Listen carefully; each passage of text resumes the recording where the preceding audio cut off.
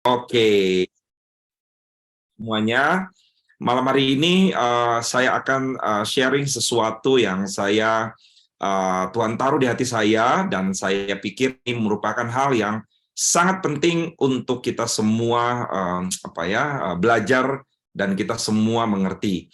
Nah, malam hari ini saya akan banyak bicara mengenai keluarga, tetapi buat teman-teman yang mungkin masih muda ya, yang belum berkeluarga, saya rasa teman-teman juga perlu mendengarkan ini, khususnya buat teman-teman youth yang akan di akhir bulan ini akan mengadakan ibadah youth. Saya rasa kalian juga harus mengerti mengenai apa yang mau Tuhan kerjakan, sehingga kita tahu apa yang harus kita lakukan terhadap anak-anak muda, karena anak-anak muda yang akan kita layani itu adalah bagian daripada keluarga, bagian daripada suatu pemulihan yang akan Tuhan kerjakan secara luar biasa di dalam setiap kehidupan kita.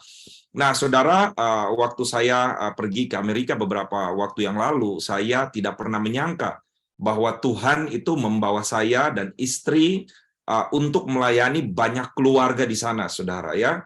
Ada satu kota, satu state di Amerika namanya Colorado. Di situ Tuhan membawa kami berdua untuk melayani keluarga-keluarga di sana, saudara ya. Jadi ada banyak keluarga-keluarga. Waktu itu di sana tuh musim dingin, pas lagi storm, lagi salju, dan memang nggak bisa kemana-mana. Jadi kami itu nggak pergi jalan-jalan, tapi kami akhirnya Tuhan bawa ke satu rumah. Di satu rumah itu Tuhan berkumpul beberapa keluarga. Kita layanin, kita doa, sharing firman, mereka dilawat Tuhan. Malamnya mereka bilang bikin lagi di rumah si B, kumpulin lagi teman-temannya, kumpulin lagi keluarga-keluarga yang lain, datang lagi, Tuhan jamah, Tuhan lawat mereka. Besok juga begitu. Kali ini Tuhan mereka kumpulin anak-anaknya mereka kumpul dan kita sharing, kita doa. Begitu terjadi selama beberapa hari. Dan di situ saya tahu bahwa ini yang sedang Tuhan kerjakan buat setiap keluarga, yaitu apa, saudara? Pemulihan segala sesuatu. Saya mau ngajak Bapak Ibu semua untuk baca satu kebenaran firman Tuhan dari Kisah Rasul pasal yang ketiga ayat yang ke-21. Ini akan menjadi ayat landasan kita daripada tema yang akan saya share pada malam hari ini. Dan saya berharap Bapak Ibu semuanya, juga teman-teman yang masih youth, teman-teman yang masih muda, teman-teman boleh dengerin ini ya, benar-benar dengerin ini. Saya berdoa biar kita membuka hati kita untuk terima kebenaran firman Tuhan ini ya. Nah, firman Tuhan bilang begini, Kristus itu harus tinggal di surga. Sampai kapan, saudara? Sampai waktu pemulihan segala sesuatu. Seperti yang difirmankan Allah dengan perantara nabi-nabinya yang kudus di zaman dahulu. Jadi Alkitab berkata bahwa pemulihan kedatangan Yesus yang kedua kali menurut Kisah Para Rasul itu akan sangat ditentukan dari yang namanya pemulihan segala sesuatu. Nah, kita akan saya ajak saudara untuk baca yang dimaksud dengan pemulihan segala sesuatu itu apa ya. Nah, Bapak Ibu, kalau saudara baca dari dalam kitab Kejadian pasal yang pertama ayat yang ke-26 sampai ayat yang ke-28, saya mau kasih tahu begini. Alkitab itu dimulai dengan yang namanya keluarga. Di tengah-tengah Alkitab, Tuhan juga berbicara mengenai pemulihan keluarga, dan di bagian akhir daripada Alkitab, Tuhan juga bicara mengenai keluarga. Kejadian 1:26 bilang begini, berfirmanlah Allah, baiklah kita menjadikan manusia menurut gambar dan rupa kita, supaya mereka berkuasa atas ikan-ikan di laut dan burung-burung di udara, dan atas ternak, dan atas seluruh bumi, dan atas segala binatang melata yang merayap di bumi. Maka Allah menciptakan manusia itu menurut gambarnya, menurut gambar Allah diciptakannya dia, laki-laki dan perempuan diciptakannya mereka. Perhatikan ayat yang ke-28, Allah memberkati mereka, lalu Allah berfirman kepada mereka, beranak cucu dan bertambah banyak. Buat anak-anak youth, dengarkan baik-baik. Yang Tuhan mau diberkati dulu, baru beranak cucu. Jangan kebalik. Jangan beranak cucu dulu, atau jangan sudah MBA dulu, atau udah tekdung dulu baru diberkati Tuhan. Menurut ayat firman Tuhan ini, Alkitab berkata Allah memberkati mereka. Setelah diberkati, baru Alkitab bilang apa? Beranak cucu dan bertambah banyak. Oke? Nah, kemudian saya mau kasih tahu juga buat kita semua. Alkitab bilang, penuhilah bumi dan taklukkanlah itu. Kira-kira menurut Bapak, Ibu, dan teman-teman, kalimat penuhilah bumi dan taklukkanlah itu diberikan kepada siapa? Saya mau beritahu, diberikan kepada satu wadah yang namanya keluarga. Jadi kalau hari-hari ini Tuhan hendak memulihkan muka bumi ini, yang harus dipulihkan pertama kali adalah apa, saudara? Keluarga. Karena Alkitab berkata, waktu Tuhan memberkati keluarga ini, waktu Tuhan memberkati manusia pertama ini, dikatakan penuhilah bumi dan taklukkanlah itu, berkuasalah atas ikan-ikan di laut dan burung-burung di udara, dan atas segala binatang yang merayap di bumi. Jadi saya mau kasih tahu buat anak-anak Iyut, dengarkan baik-baik. Kalian tidak akan bisa menjadi orang yang menguasai bumi kalau kita tidak diberkati dulu, baru kita beranak cucu. Itu saya mau beritahu. Buat kita yang hari ini orang-orang tua, kita harus mengajarkan kebenaran firman Tuhan ini buat anak-anak kita.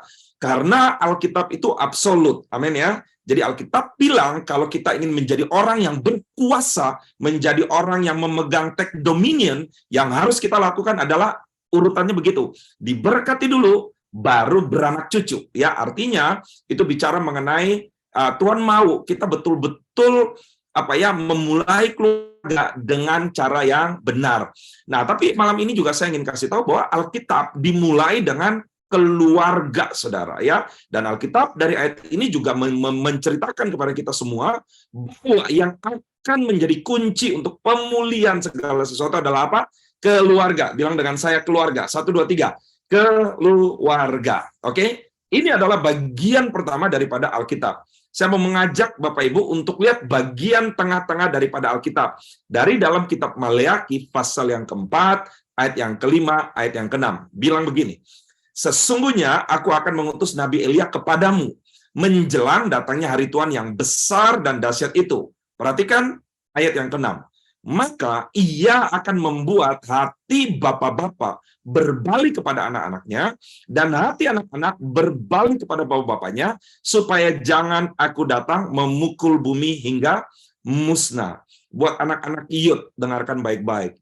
Pelayanan yang harus kita lakukan di akhir zaman ini adalah pemulihan hati Bapak, pemulihan anak-anak. Kenapa banyak anak-anak rusak? Kenapa banyak anak-anak hancur? Karena hubungan mereka dengan orang tua mereka nggak dipulihkan. Banyak anak-anak muda jatuh di dalam dosa seks, jatuh di dalam narkoba, jatuh di dalam kehidupan bebas, jatuh di dalam LGBTQ. Kenapa? Karena ini, saudara, hubungan mereka dengan bapak mereka, dengan orang tua mereka tidak dipulihkan. Ya, saya berharap kita boleh mengerti ini. Nah, di bagian pertama Alkitab dimulai dengan keluarga, di tengah-tengah Alkitab berbicara tentang pemulihan keluarga. Kalau saudara baca di bagian akhir daripada Alkitab bicara mengenai apa? Pernikahan anak domba Allah. Betul ya? Pernikahan anak domba Allah itu juga berbicara mengenai keluarga. Dengan kata lain, saya mau kita mengerti buat kita semua yang hari ini sudah punya keluarga. Dengar baik-baik. Buat Tuhan, keluarga itu merupakan senjata yang akan Tuhan pakai untuk memulihkan segala sesuatu. Saya berharap saudara menangkap pesan ini, saudara tangkap sungguh-sungguh supaya saudara bisa melakukan ini, mengerjakan ini, mengajarkan ini juga kepada anak-anak kita semuanya. Oke ya? Saya lanjut, saudara. Ya. Nah, tadi saya bilang pemulihan itu harus dimulai dari apa, saudara? Keluarga. Saudara kalau lihat di gambar ini, kalau kita mau pemulihan itu harus dimulai dari keluarga. Maka Kristus itu harus menjadi pusat daripada keluarga kita. Suami-suami, dengar baik-baik ya. Sebagai suami, kita tidak bisa tidak. Kita harus menjadikan Kristus sebagai pusat. Berkali-kali saya khotbah di Bekasi Timur, berkali-kali saya bilang, apa yang mau kita ajarkan ke anak-anak kita, kalau Kristus itu nggak jadi pusat di dalam hidup kita, apa yang mau kita teladankan buat anak-anak kita, kalau Kristus tidak menjadi center di dalam keluarga kita. Tapi jangan salah, bukan cuma suami yang harus menjadikan Kristus sebagai pusat dari dalam hidupnya dia. Istri-istri juga sama. dengar baik-baik, istri tidak akan dapat melakukan fungsinya dengan baik jikalau dia tidak menjadikan Kristus sebagai pusat di dalam hidupnya dia. Sekali lagi, istri-istri, engkau tidak akan dapat tunduk kepada suamimu seperti jemaat tunduk kepada Kristus kalau kita tidak betul-betul menjadikan Kristus sebagai center di dalam kehidupan kita. Ya, buat anak-anak, engkau nggak akan bisa menjadi seorang anak yang bertumbuh, seorang anak yang menghormati orang tua, seorang anak yang menjadi yang melakukan apa yang menjadi kehendak Tuhan, jikalau engkau tidak menjadikan Kristus sebagai pusat dari dalam kehidupanmu. Begitu juga di dalam apapun yang kita lakukan. Hari-hari ini anak-anak saya homeschool. Ya, setiap pagi sebelum mereka belajar pendidikan atau pelajaran sekolah, saya akan mengajarkan mereka mengenai karakter-karakter yang ada di dalam Alkitab. Itu setiap hari. Bulan ini kita bicara mengenai karakter forgiveness atau mengampuni. Ya, dan itu kita ajarkan ke anak-anak. Jadi dalam semua pendidikan anak-anak kami, Kristus itu menjadi pusat daripada seluruh pendidikan. Begitu juga dengan segala aktivitas dan nilai-nilai dalam keluarga.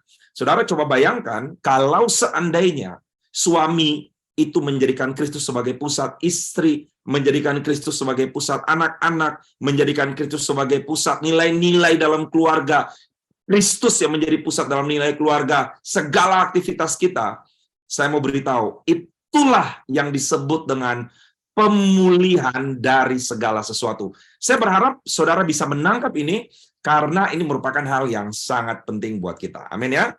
Nah, saudara, tadi kita udah lihat di kitab Kejadian bahwa sejak awal Tuhan menciptakan manusia nggak sendiri, tetapi di dalam satu wadah yang namanya keluarga. Betul ya? Nah, ya tadi saya udah jelaskan sejak awal penciptaan Tuhan itu adalah pusat dari keluarga, saudara ya.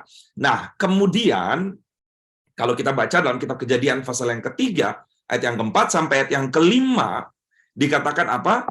Iblis itu kemudian menipu keluarga yang ada manusia pertama. Dengan cara apa, saudara? Dengan cara, nah ini penting nih, dengan cara memindahkan pusat kehidupan mereka bukan lagi kepada Kristus, bukan lagi kepada Tuhan, tetapi kepada diri sendiri. Loh, dari mana saya bisa bilang begitu? Kalau saudara baca, ya waktu kisah Hawa jatuh ke dalam dosa di Taman Eden, saudara perhatikan kalimatnya begini. Iblis bilang begini, kalau kamu makan buah pengetahuan yang baik dan yang jahat ini, engkau akan menjadi sama seperti Allah. Iblis sedang memindahkan dari Kristus sebagai pusat, iblis memindahkan yang lain. Jadi bukan dari Kristus sebagai pusat, tetapi dibilang kamu akan menjadi sama. Yang dipindahin itu adalah diri kita sendiri. Nah, asal muasal masalah dalam setiap keluarga adalah ketika pusat kita berpindah dari Tuhan kepada sesuatu yang lain. Hari-hari ini banyak keluarga yang hancur karena kenapa? Pusat perhatian mereka berpindah dari apa, saudara? Dari Tuhan berpindah kepada materialisme, berpindah kepada pekerjaan, berpindah kepada bisnis, berpindah kepada kesibukan. Beberapa hari lalu saya sharing 3 jeratan iblis, salah satunya adalah kita dibuat sibuk sekali, saudara. Nah, saudara dengar baik-baik. Ketika fokus kita beralih dari Kristus kepada sesuatu yang lain, disitulah awal muasalnya kejatuhan sebuah keluarga. Nah, dari sini kita lihat ketika iblis memindahkan fokus perhatian dari Kristus kepada sesuatu yang lain, apa yang terjadi? Yang terjadi adalah keluarga itu kehilangan kasih karunia. Mereka diusir dari Taman Eden, dan sejak saat itu mereka mulai penuh dengan masalah. Berapa banyak saudara yang dengarkan sharing saya pada hari Selasa yang lalu? Ya, kalau saudara dengarkan sharing saya pada hari Selasa yang lalu, saya sempat menceritakan hari-hari ini kenapa sih orang itu punya masalah keuangan. Kenapa sih orang itu jatuh di dalam yang namanya masalah keuangan ya, masalah uang dan lain sebagainya. Kenapa? Simple. Karena kita melakukan banyak pelanggaran firman Tuhan. Ya, saya nggak akan ngulangin itu. Tetapi hari-hari ini saya cuma mau bilang begini, ketika fokus kita beralih dari Tuhan kepada sesuatu yang lain, atau kita tidak lagi menjadikan firman Tuhan sebagai pusat atau sebagai pegangan kita mengalihkan kepada sesuatu yang lain, disitulah awal muasal kejatuhan kita. Coba saudara cek di dalam kehidupan keluarga hari-hari ini. Ketika suami mulai sibuk, apa yang terjadi? Biasa percekcokan mulai terjadi. Sibuk dalam segala hal, bukan hanya dalam pekerjaan. Kadang-kadang di dalam pelayanan pun, seringkali kita terlalu sibuk sampai kita mengabaikan keluarga kita, pasangan kita, anak-anak kita. Itu yang banyak terjadi, saudara. Lisa, itu berasal dari sebuah gereja yang sangat besar di Pekanbaru, dan dia punya salah satu pemimpin di sana. Saudara, pemimpinnya sangat hebat, sangat luar biasa banget. Saya juga sangat diberkati setiap kali dengar sharing khotbahnya. Tetapi kita mendapati bahwa anaknya itu jatuh di dalam kehidupan bebas lah, intinya begitu ya. Nah, saudara, saya mau beritahu hari-hari ini, jangan salah. Kadang-kadang banyak orang itu bisa jatuh di dalam kesibukan rohani, terlalu sibuk melayani, terlalu sibuk ini, terlalu sibuk itu, sampai akhirnya dia melupakan pasangannya, melupakan keluarganya, dan tanpa sadar keluarganya mulai berantakan. Nah, itulah kenapa saya bilang fokus kita harus tetap berfokus kepada Tuhan. Satu kali saya baru pulang dari luar kota.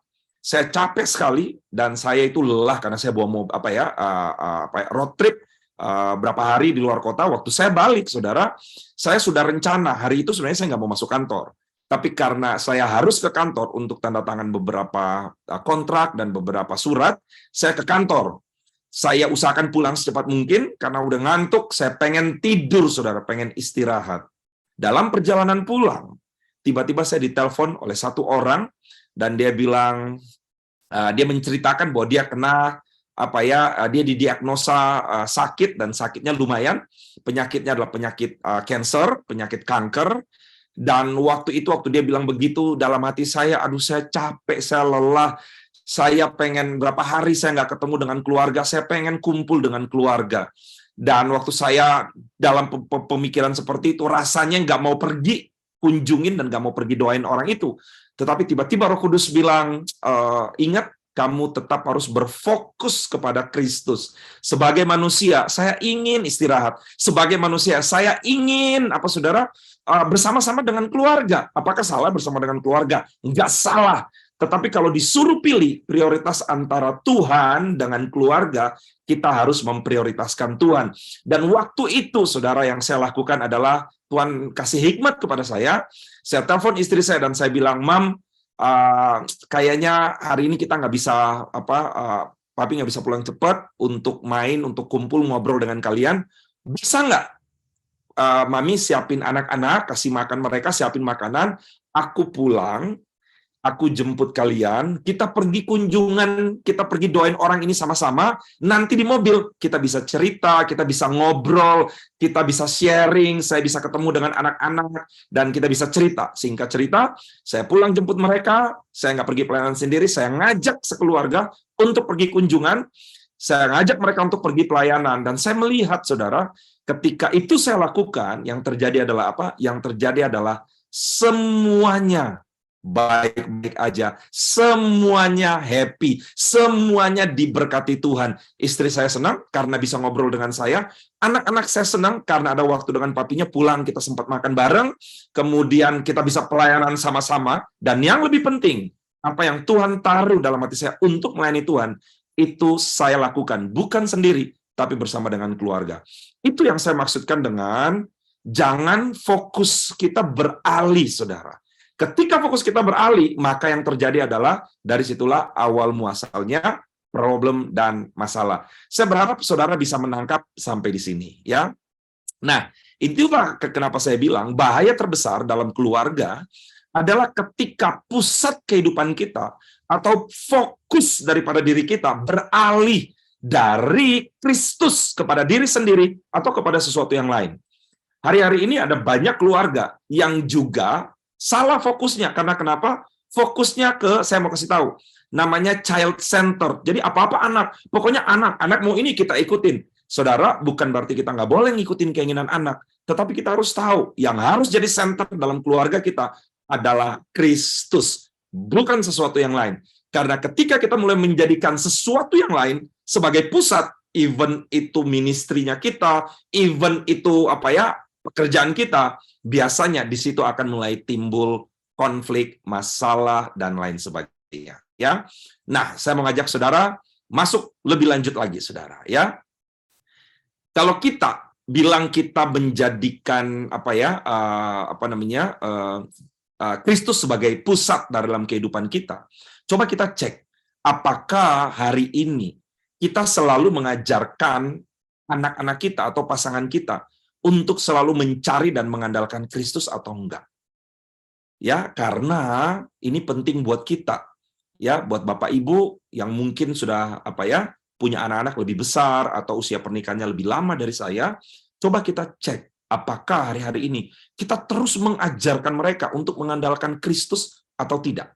Ya, coba kita cek apakah kita atau pasangan kita selalu mengajarkan anak-anak kita untuk mengandalkan Kristus atau mengandalkan sesuatu yang lain, even mengandalkan orang tua. Saya selalu bilang sama William dan Kathleen, Kate, kalau kalian mau sesuatu, minta kepada Tuhan, berdoa kepada Tuhan, supaya Tuhan memberikan papi mami kemampuan, supaya apa yang kalian mau, bisa Tuhan jawab melalui papi dan mami, saudara. Jadi kami selalu mengajarkan anak-anak kami untuk mengandalkan Kristus, untuk minta kepada Tuhan, untuk menaruhkan pengharapan kepada Tuhan, even bukan kepada kami orang tua. Karena kenapa? Hidup kami cuma sementara, saudara. Ya, kalau Tuhan panggil saya atau istri saya atau kami berdua, anak-anak kami nggak akan kehilangan pegangan. Kenapa? Karena mereka sudah diajarkan segala sesuatu harus mengandalkan Tuhan. Ya, nah, saya mengajak saudara lebih dalam lagi. Mazmur 127 ayat 1 bilang begini. Jikalau bukan Tuhan yang membangun rumah, sia-sialah usaha orang yang membangunnya. Coba saudara perhatikan baik-baik. Saya ulangin pelan-pelan ya. Jikalau bukan Tuhan yang membangun rumah tangga kita, rumah keluarga kita, rumah tangga anak-anak kita, dikatakan apa? Sia-sialah usaha orang yang membangunnya. Bapak Ibu, saya mau beritahu, keluarga yang berpusat kepada Tuhan atau keluarga yang betul-betul menaruhkan Tuhan sebagai yang terutama akan mengizinkan Tuhan untuk membangun rumah dan keluarganya berdasarkan apa yang Tuhan mau, bukan apa yang kita mau. Hari-hari ini kita membangun keluarga berdasarkan apa yang kita pikir baik, apa yang kita pikir bagus, apa yang kata orang tua kita, apa yang kata keluarga besar kita. Bukan itu, saudara. Kalau saudara ingin melihat pemulihan segala sesuatu, mari kita mengizinkan Kristus yang membangun rumah kita, yang membangun keluarga kita. Di sini saya melihat banyak anak-anak muda, ya. Buat anak-anak muda, dengar baik-baik. Suatu saat ketika kalian menikah, kalian harus menyadari satu hal. Izinkan Kristus yang membangun rumah tangga kalian, bukan kalian atau bukan siapapun. Karena kalau kita membangun rumah kita sendiri berdasarkan apa yang kita pikir, apa yang kita pengalaman kita atau orang tua kita, Alkitab bilang sia-sia usaha orang yang membangunnya. Oke? Nah, oleh karena itu, apa yang harus kita lakukan? Ini bagian terakhir dan ini bagian yang paling saya suka, saudara. Kalau saudara ingin keluarga saudara dipulihkan, kalau saudara ingin rumah saudara menjadi rumah di mana pemulihan segala sesuatu itu terjadi, ada 6 hal yang harus dilakukan.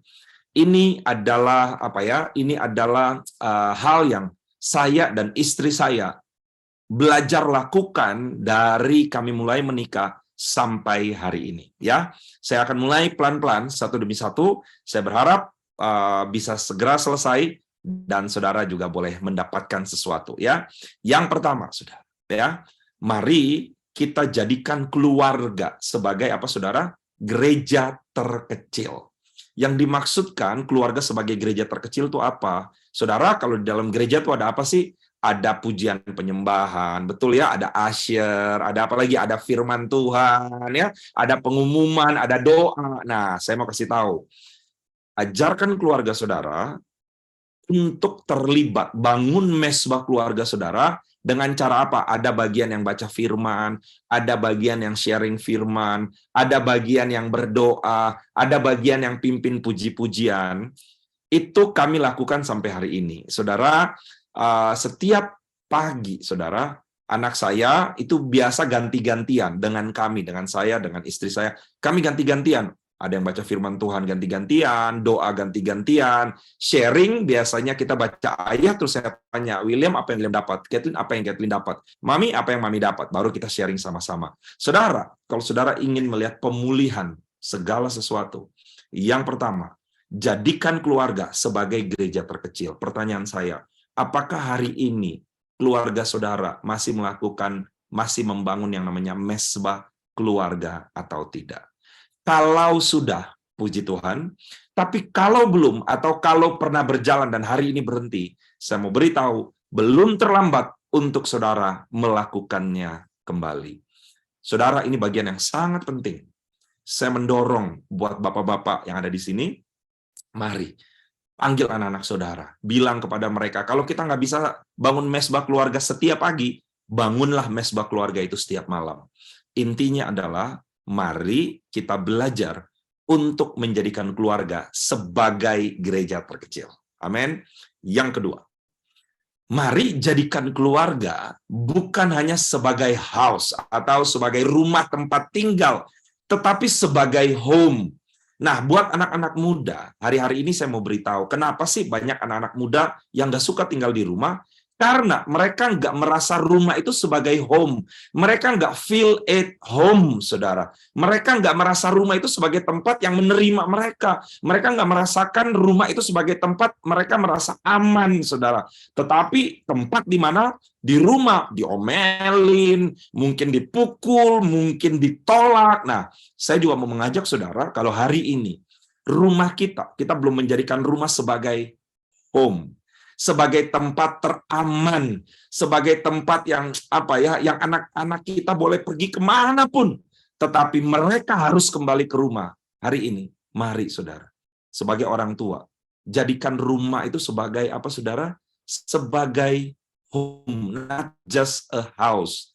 Amin ya. Saudara, ini yang Tuhan mau, saudara. Nah, kalau kita ingin rumah menjadi home, di situ harus ada penerimaan, di situ harus ada pengampunan, di situ harus ada kata-kata encouragement, di situ harus ada rangkulan, di situ harus ada hal seperti itu. Nah, buat anak-anak muda, kalau nanti kita membangun pelayanan youth, kita harus memperhatikan poin ini. Karena kenapa? Karena ada banyak orang yang nggak suka tinggal di rumah. Ya, mereka lebih suka tinggal di jalan atau di rumah temannya atau di tempat lain. Saya bersyukur lihat beberapa anak-anak muda di gereja kita, itu mereka suka tinggal di gereja setelah habis ibadah, mereka masih duduk nongkrong. I think itu jauh lebih baik daripada mereka pergi ke jalan atau mereka nongkrong di tempat yang lain, ya. Tetapi jauh lebih penting dan jauh lebih baik apabila mereka bisa merasakan rumah mereka sendiri sebagai home. Saya berharap saudara menangkap apa yang saya maksudkan sampai di sini. Yang ketiga, mari jadikan keluarga sebagai tempat pelayanan. Artinya apa, saudara? Ajarkan anak-anak saudara untuk melayani bersama-sama. Itulah kenapa setiap kali saya pergi melayani, setiap kali saya pergi kunjungan, selalu saya ajak William, Kathleen, dan juga Lisa, saudara. Ya, Bapak Ibu, kalau saudara ingin melihat pemulihan terjadi dalam segala sesuatu, mari jadikan keluarga sebagai tempat pelayanan. Jangan kita bisa melayani bersama orang, tetapi kita nggak bisa melayani bersama keluarga kita. Jangan kita powerful ketika kita melayani dengan orang lain, tetapi harusnya kita lebih powerful lagi kalau kita melayani bersama keluarga. So, saya mendorong kita semua di tempat ini. Mari saudara, jadikan keluarga, rumah saudara sebagai tempat pelayanan. Amin. Yang keempat, jadikan keluarga ya sebagai tempat apa saudara? Tawa dan suka. Saya nggak masukin videonya di sini, tetapi kalau saudara mau nanti saya kirim. Saya itu suka bikin yang lucu-lucu buat anak-anak saya, saudara ya. Saya suka bikin cerita, suka bikin pakai boneka. Mereka bisa ketawa terbahak-bahak, saudara ya. Saya suka bermain dengan mereka, saudara ya. Ini yang harus terjadi. Rumah harus jadi tempat penuh dengan sukacita. Jangan kebalik. Waktu orang papanya pulang, dari anak-anak sukacita, tiba-tiba diam, ketakutan. Nah, nggak boleh begitu, saudara. Harusnya begitu papanya pulang, begitu mamanya pulang, ada tawa, ada sukacita, ada kegirangan. Yang setuju dengan saya boleh bilang, amin. Ya. Yang kelima, saya punya waktu singkat ya, jadi saya buru-buru aja ya. Yang kelima, jadikan keluarga sebagai training center. Saudara, anak-anak kami ajarkan mereka banyak hal.